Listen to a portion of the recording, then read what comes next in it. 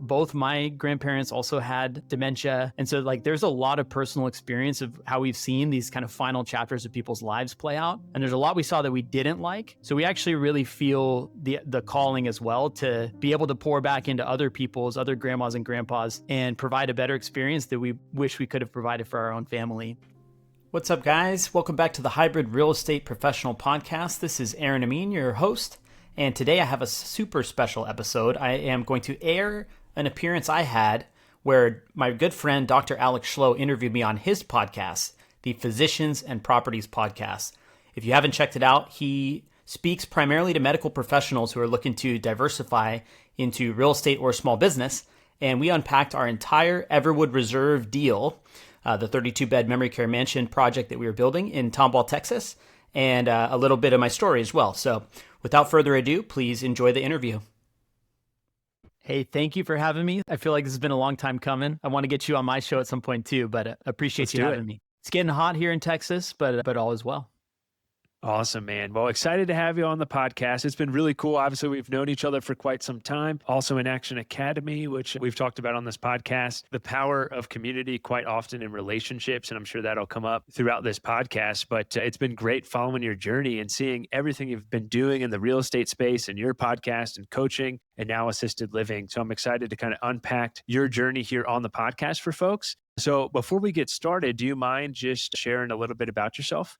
Sure. Yeah. So I'm Aaron Amin. I live in Houston, Texas with my wife and my 3 young children. We have a 3-year-old and 1-year-old twins. So a lot of love and chaos in the house all at the same time. By day, I work full-time as a management consultant. And by night, Andrea and I have built a portfolio of 8 rental properties across 3 states. And recently, since meeting you, actually, we'll share about the catalyst and the role that you've played in our journey here in a minute. But we have pivoted pretty hard into residential assisted living.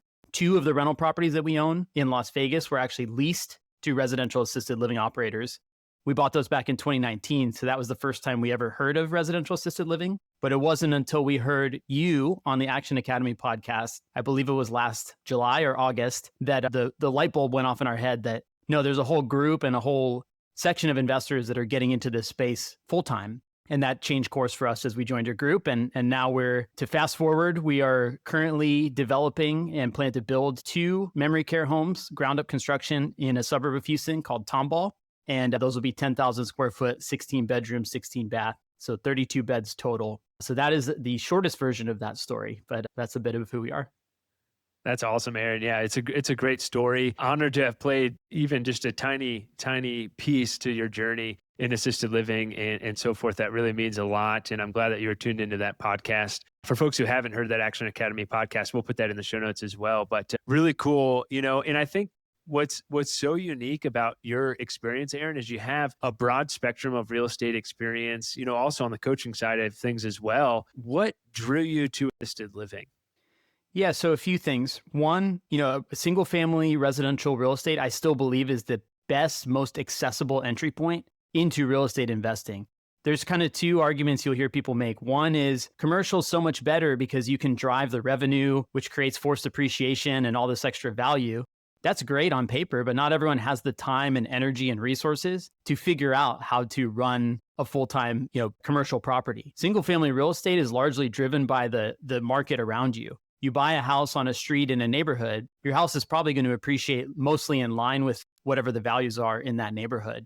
You should hopefully operate it well and profitably, but even if you don't, in theory, the value will still rise. So I still believe in, part of who I work with and how I help people get into real estate is that single family standard kind of rental property. It's a good entry point, and it's a big part of the foundation of how we built towards what we're doing now. We first started investing kind of in our own backyard. Our first rental property was 1 mile away from our primary residence. And now our closest rental is 1,000 miles away. So we kind of just followed the path as it unfolded in front of us. We let our skills build organically. We were largely a product of our circumstances is what took us down this path, because when we first were investing locally, that was right before COVID. When COVID hit, it forced me to change career paths. We ended up moving cities, and we kind of became long distance investors by accident. But once we realized that was possible, it gave us some of the mental tools to push past some of the fear of the unknown. Investing, being out of state, your properties being so far away to where you can't get to them. That was a big mental hurdle to overcome. But once we did that and we put some systems in place, we built our teams, we saw what was possible, and then we just kept following that path over and over again. To answer your actual question, how do we get into residential assisted living? The property number 2 and 3 that we bought in Las Vegas, they were already leased to assisted living operators when we bought them. So over the course of 6 years, as we built this portfolio, we kind of looked backwards and we said, what are the properties that are performing best and adding the most value? And also, which are the ones that we enjoy most? And we looked back, and those 2 residential assisted living properties, it's a strategy I know you and your partners use a lot, which is lease to operator. They were the lowest headache. They were paying significantly above market rent, no vacancy ever.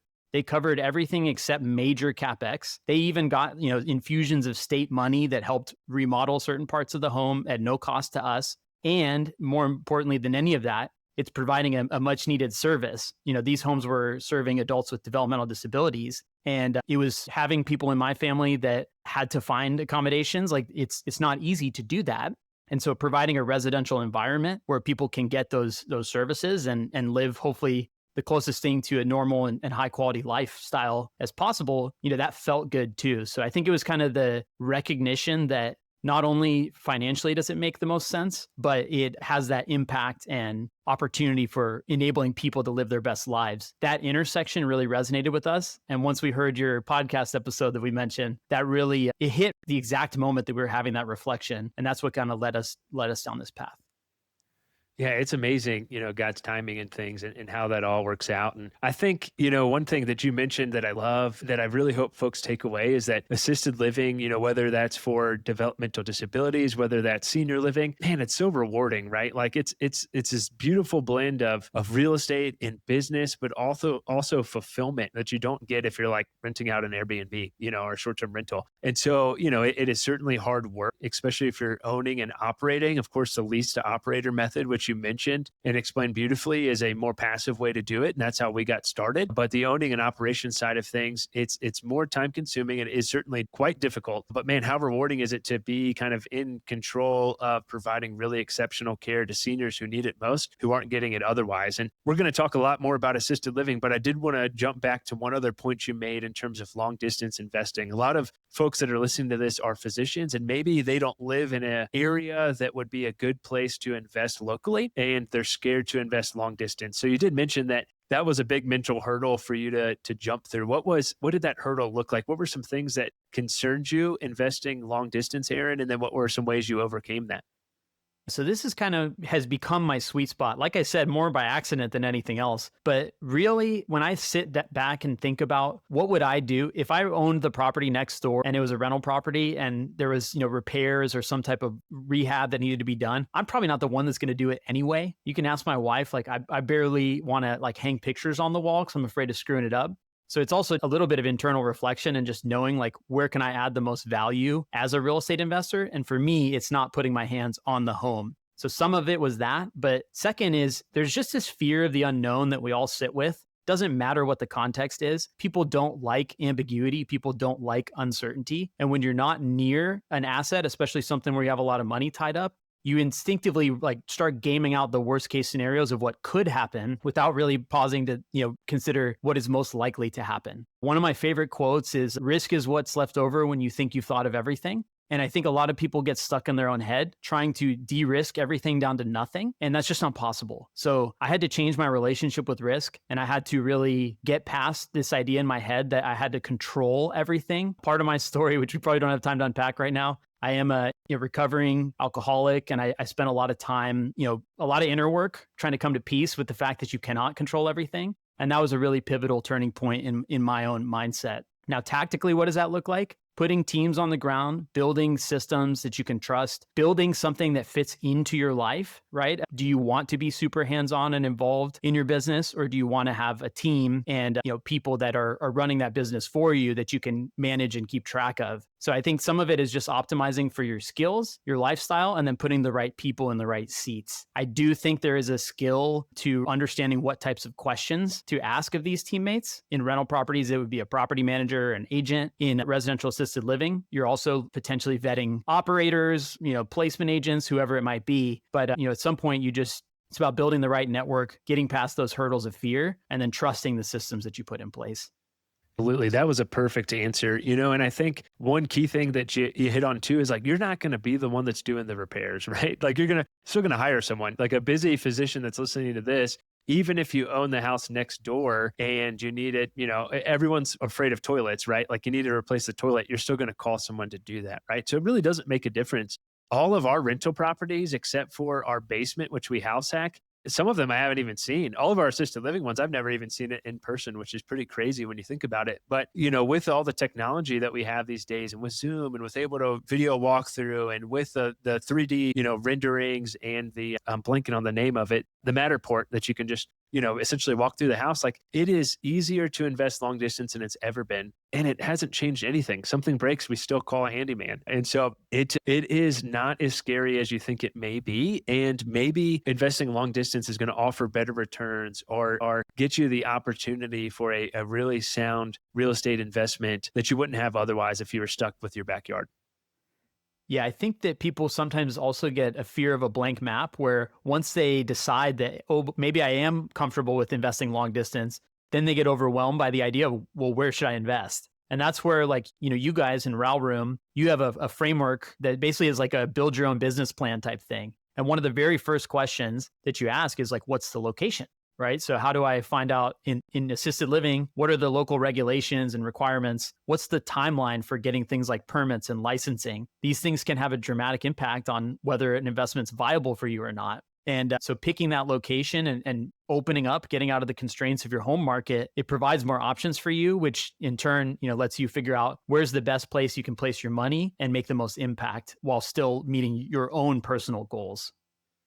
Yeah, I completely agree. And that comes back to relationships, community, having that accountability to help lean on, which is provided in a mastermind program, whether that's the Row Room, Action Academy, any others. I would encourage folks strongly to consider joining a community that can help you. And that's going to take away a lot of that fear of long distance investing or a different asset class or like, hey, what the heck do I do next? And so that's really going to help you grow so much faster. So I do think that is huge to hit on. So Aaron, you mentioned that you were doing lease to operator, 2 of your homes in Las Vegas. You didn't live there. I think lease to operator is a perfect way to invest in assisted living and do it long distance. And we're going to talk more about owning and operating, of course, with Everwood Reserve and the project that we're working on. But as a lease to operator model from long distance, what were your thoughts in regards to that? Any challenges, hurdles, anything like that you ran into? And what are your thoughts in terms of getting started through the lease to operator model? Sure. So one quick correction, we did live in Las Vegas when we bought those, but to be very honest, the difference between how we interface with those companies and those houses, 5 years after we moved away from Las Vegas versus when we lived there, it's almost identical. It was about building relationships, understanding who the influential people were at that company. By the way, the company that was under lease when we bought it was acquired, and then the company that acquired them was acquired. So it's a large, undertaking just to keep a pulse of like, who are the key decision makers, who are the caretakers there day to day. So we've visited Las Vegas, a couple times a year. And every time we go, we always make a point to stop by. I try and make sure to first observe the condition of the house and make sure it's the condition that we would be comfortable with if we were running it, right? You can't tell somebody how to run their business, but at the same time, if you observe something that's unsafe or wouldn't meet the standards that you would want, you're absolutely empowered to speak up as the owner. So I built relationships with the people in the corporate office and also with the caretakers, and even to the point where I know some of the residents, the longer term residents that have been there. We keep a pulse. We try and do quarterly or at a minimum biannual walkthroughs, and whether that's us being there in person when we're visiting or sending one of our trusted people on the ground, just to, again, get eyes on the property, make sure everything is in good shape, and make any repairs or request any repairs that might need to be done. One of the things I love the most about lease to operator in that scenario is that the state does inspections too. Some people view those state inspections as liabilities because the state might request that you do something that you otherwise wouldn't. I view that as a benefit. I think the more people that are keeping eyes on the property and making sure that it's in livable condition, that everything's up to standard, that's a benefit to everyone. You're not going to be at risk of your license getting pulled. It's a check and balance on the operator to make sure that they're not doing anything they shouldn't be doing. And it de-risks a little bit for me being 2,000 miles away that, hey, the property is in the condition that it needs to be. So I really am very careful with the P word. I don't use passive very often, but this is pretty darn close to passive. when we do get pinged, it's, oftentimes just to approve or maybe reach out to a vendor for one of the larger expenses. That's maybe 5 minutes out of my day and then another 5 minutes to go pay the bill. But for the most part, it's been a pretty hands-off experience. And again, I feel good about the value that these homes are contributing to the local society and economy there. Yeah, I agree. I think that is all really good points. And yeah, we for example, right now, one of our leased operator homes, the air conditioning just broke, and it's Phoenix, Arizona, right? So like it's really hot, and so that has been a fairly difficult thing to handle. But again, yeah, it just required a few phone calls. We talked to home warranty folks. We talked with the heating and air company that's going to come replace it, and unfortunately, it's still quite a big bill. But these things do happen, and outside of that, right? Like it is quite quote unquote passive, and I've talked about it multiple times on the podcast that truly passive income does not exist, because you're still even doing due diligence on a deal if you're just doing mailbox money or private lending or something else that's even more passive. And so I do agree, but yeah, the leased operator model, especially on the assisted living side of things, if you want to own the real estate and be in control of at least the real estate, doesn't get any more passive than that for sure. So thanks for sharing that, Aaron. I will say one other caveat for folks on the leased operator model, and I'm sure Aaron can attest to this, is it is all dependent on your operator, right? And so everything relies on your operator. That is your sole tenant. And so you have to make sure that you're vetting the operator well, that you're asking them all the right questions. You make sure that they have their heart in the right place for taking care of seniors or developmental disabled individuals.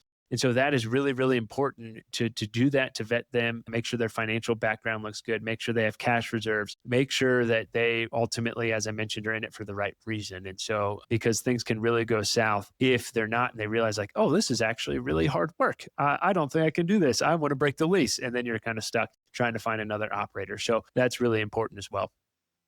Absolutely. And I would also say, in comparison, like I am a single family rental property owner. That is where I view the majority of my foundational skills and exposure to real estate came from. Comparing lease to operator assisted living to a standard rental property, it's a lot less day-to-day oversight. You're not having to deal with lease renewals every year and vacancies and people leaving your houses trashed and stuff like that. I'm not saying not to invest in single family. I'm just saying compared one next to the other, lease to operator with a good proven operator, like Alex mentioned, can be a really good way to own those single family type homes or potentially even larger ones, depending on what strategy you're going after. Agreed. Yeah. And it's the best opportunity to cash flow in this current environment. I mean, we've seen where the real estate market is and how hard cash flow is. It's really hard to find a good long-term rental that's going to cash flow in this market with interest rates where they are. And so this is an awesome opportunity to do that on more of the passive side. And, for example, our leased operator homes, they cash flow as well, if not better, than a really well-run Airbnb. And I can say that because we have an awesome, unique Airbnb geodesic dome property in the mountains of Colorado that causes way more headaches than our leased operator model does. And so it's just something for folks to consider. And if you want to know more about that, feel free to reach out to Aaron or myself and check out the Row Room, and we can talk more about the leased operator model. But Aaron, let's pivot now to something way more exciting than leased operator. Let's talk about the project that you're working on right now. So let's get after it, man. All right. Yeah. So I think it's actually a good parlay, because when we joined the Row Room, when I heard this podcast episode that I'm going to keep referencing, they really changed the picture for us. The original idea was that we did that reflection. We looked back across our portfolio, what was performing the best, what did we feel best about? And we recognized that those two residential assisted living homes were the best in our portfolio. Then I heard this episode and about your mastermind. We joined, and my initial thought was that we would just look for more lease to operator long distance rentals, and it would kind of fit into that niche that we were already comfortable with and familiar with. What we found instead, as the more we learned about not only the opportunity and the incredible demand that already exists, but the 15, 20, maybe even 30 years of tailwinds of that demand increasing, and then the lack of operators and people that are there to fill that need, we kind of grew, we being my wife and I kind of grew towards, maybe we could actually operate this ourselves. We went through all your onboarding. There's another thing we haven't really talked about yet, which is also like figuring out what's your end goal and what are the problems you're trying to solve in your own life. Like, what are the things you want to enable? And what we kind of concluded is that single family rentals and even lease to operator probably were not going to get us to the financial goals that we had for ourselves, nor was it going to probably make the impact that we knew we wanted to have. So the more we learned, the more we got comfortable, the more we surrounded ourselves with other people in the RAL room who had made this commitment that they are going to launch their own assisted living homes, the more courage we had to explore, a bigger and better vision for what we want to do.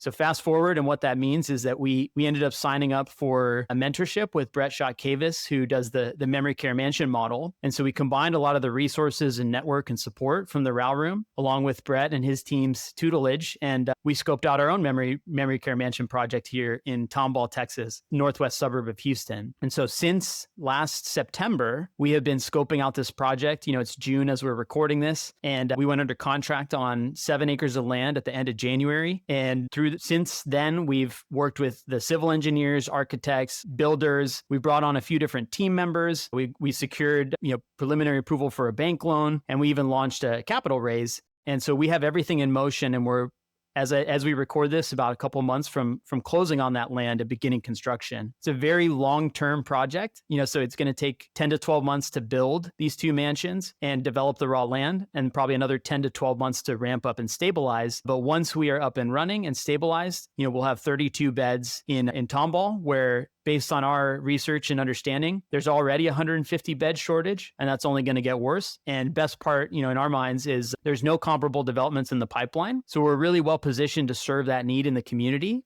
And also, we just feel so fulfilled and empowered by the impact that this is going to make, that it fires on every cylinder for my wife and my vision for what we want to do. Absolutely. Yeah. You and Andrea have done amazing things. As soon as you guys got into the RAL room, we're like, man, these folks are going to crush it. And you certainly have. And shout out to the Red Pod as a whole. You guys are all just crushing it. And so it's been really cool to follow along on the journey. The other thing that I think is worth mentioning was how excited Tomball, Texas was for this project. When Andrea and yourself presented what you were looking for with the space and the land, do you mind telling folks a little bit more about that and kind of the zoning difficulties that may have come up? Yeah, absolutely. So the land that we found was currently zoned for agriculture. It's a piece of raw land. It has, it's completely undeveloped. There's a lot of things we had to navigate just to even make sure that we could go under contract and that the project was viable. But rezoning is one big hurdle that a lot of people face with development.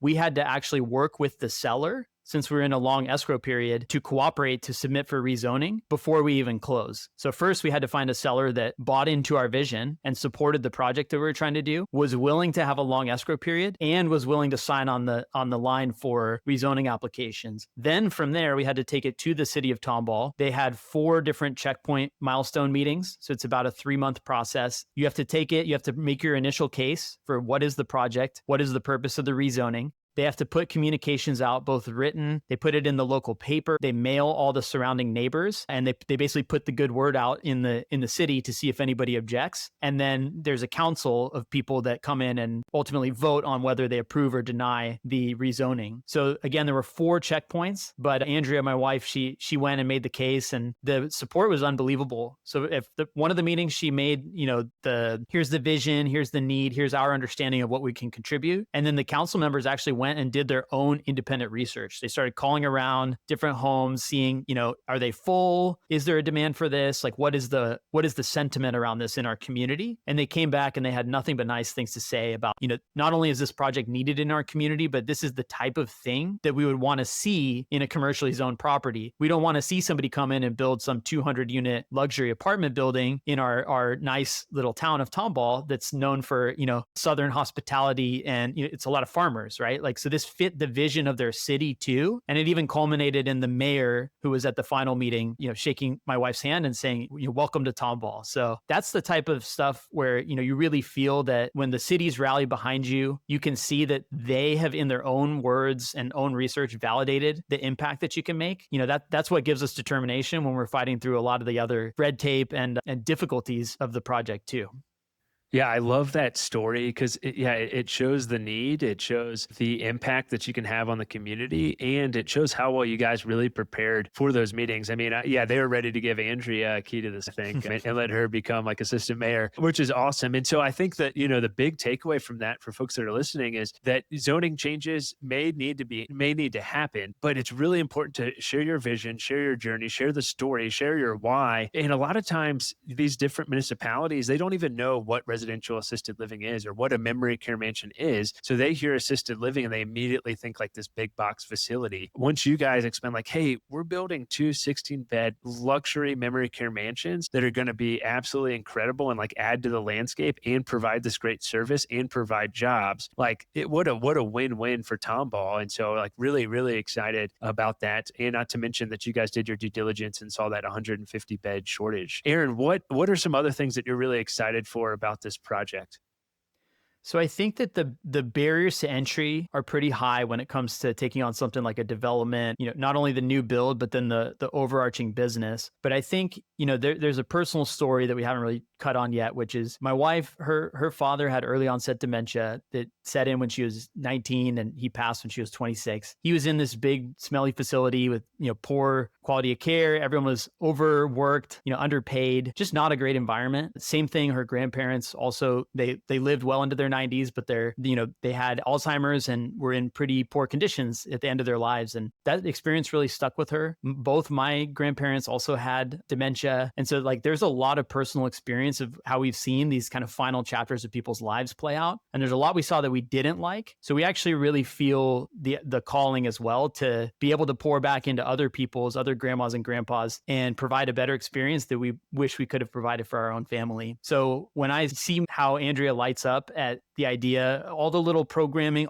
no detail is too small to her as to how to enhance the experience and make people feel welcome, personalized care, all this stuff. So really excited about some of the program that we're going to be able to offer and how we plan to up-level the quality of service. And then honestly, the profitability and all the back-end business, it's built upon the quality of the service. So this is something that we're grateful in the RAL room, that it's not just a bunch of investors looking at dollar signs thinking like, oh, this is a great financial opportunity. It's like, no, this is an opportunity to make an impact. And if you do that, if you do lead with service first and quality of care, then the profits will follow. So I think that's one element that we feel great about. We've built what we think is a rock solid business plan. We've designed the returns for our investors to reward. They're taking on some risk. It's a development project. There's a lot of things that have to go right, but we really feel like we've built a win-win deal that can be a home run for everyone involved. So just excited to be able to socialize that, share it with our investors and the community at large.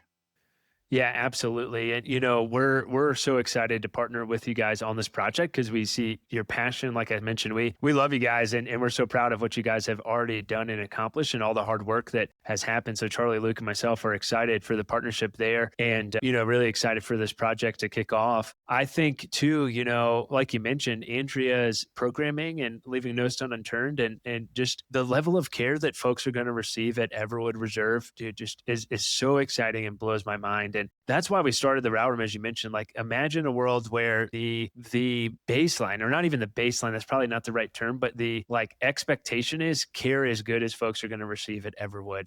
That's what I want for my grandma, my grandpa, my mom, my dad when that happens. And the only way this is going to happen is if we all open tons more of these homes. I mean, we've already talked about the shortage. I mean, we're 1 million beds short. We're $1 trillion development wise behind in terms of investment. Like the need is so massive and the supply is not there and it is in no way keeping up with the demand to come. But imagine if we can shift the paradigm of senior living to be as good as what Everwood's going to be. And so like, man, it's just such an exciting project. We're so pumped about it. Not to mention the returns are fantastic as well. And one thing I'll add too, right? I appreciate that. And putting ourselves in a room with people where everyone has that aligned philosophy and sentiment. I mean, the RAL room is full of go-givers, people who actually do care.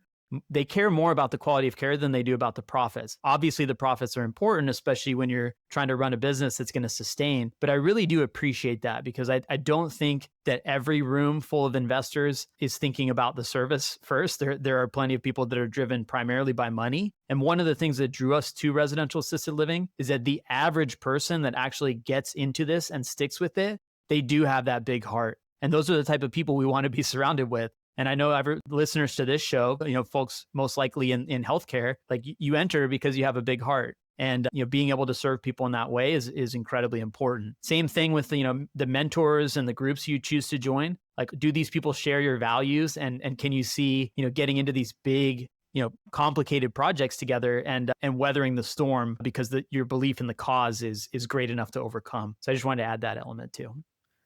Yeah, that is well said. I completely agree. And I think one thing that's really important for folks listening to this is to understand maybe a little bit more about the team and the support. New development is tricky, and it's a long process, as you've already mentioned, and there is some red tape. But the team that you guys have built, I think, is incredible with Brett, with Joe, with us. And, I'm really excited to see how that goes. So you mind speaking a little bit more about some of the experience there? Sure. Yeah. So, core to the team is my wife and I. Andrea's got a background in social sciences. So she has a master's degree in community development and really understands just the different stages of development of the human mind. She also has a background in nonprofit and program development and management. So again, very people oriented, not only from a tactical standpoint, but how to really understand, what drives people. That combined with her personal experience in senior care, she's really bringing a lot to the table there. My background's in management and operations, and particularly on the finance side. So I'll be largely the CFO and financial guy. Then we are lucky to partner with you guys, both from the expertise you bring from Row Room, but also Open Range Capital, which is your guys' fund. So we're teaming up to help go find the capital partners we need to fund this project. So we get to not only spend time with you guys and get your perspective as RAL operators, but we get to put our heads together and bring this opportunity to a broader base of people. We also have, Brett and Laura, his wife. They run these exact homes. They've built this exact floor plan. They've gone, end to end through the full project lifecycle of what they're running us through. So we're using their exact playbook. And that includes, the very difficult work of finding viable land, figuring out, we talk a lot about the project in its current form, but what we don't talk about is the 25 different pieces of land that we looked at before this, and the 3 months that Andrea spent driving all over Houston, getting frustrated because we couldn't find anything that made sense, right? That is actually a good thing, right? That we had a steady hand and someone with experience that could help us say no to 25 pieces of land before we found the right one. Because, without someone with that perspective and experience, we might have landed on something that wasn't a good fit. So Brett and his team are bringing that end-to-end project support. And beyond that, we found a great local GC who has 40 years of experience in Tomball. Their office is about 2 miles away from the land. They know this place inside and out, above ground and below ground. And we just feel like we have a really well-rounded team that can cover all the bases that we need to cover. And we have the right perspectives to help prevent us from making mistakes, but also realize the upside and the different ways that this business can succeed and add value. Absolutely. Yeah, it's going to be an incredible project, an incredible opportunity. We are planning to host a webinar. If folks are interested in learning more about this project, please sign up for the webinar. We'll include the link here in the comments. Reach out to Aaron, reach out to myself. We'll have plenty of different ways. We've already done a webinar that we have available too. If folks are like, hey, I just want to know a little bit more and I don't want to wait any longer for the webinar project. So lots of opportunity there. And the webinar is going to be on the 30th. So if folks are interested in knowing more, if you don't want to wait that long, this podcast is going to air on June 25th. Go ahead and reach out to Aaron or myself, and we'll send you all the resources that we have. Aaron also has made an incredible website where you can model your returns on investment. It's a first webinar that we recorded and a bunch of other great information on there as well. So we'll include the links to that in the show notes. Aaron, anything else that you want to add?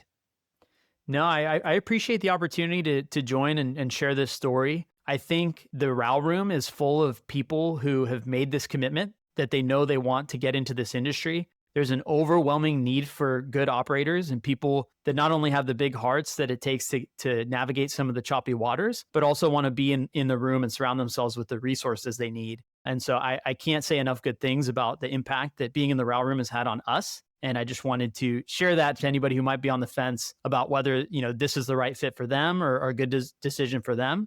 Put yourself in a room surrounded by people who are doing it, and you will rise to the challenge. And I hope to see more people in there along with us.